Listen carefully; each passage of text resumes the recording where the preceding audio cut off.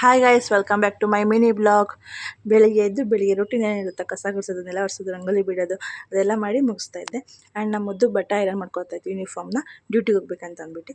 ನಮ್ಮದು ಗಡಿಯಾರ ಕೆಟ್ಟೋಗೋದ್ರಿಂದ ಒಂದು ಹೊಸ ಗಡಿಯಾರ ಬುಕ್ ಮಾಡಿದ್ದೆ, ಅದನ್ನು ಹಾಕ್ತಾಯಿದ್ವಿ.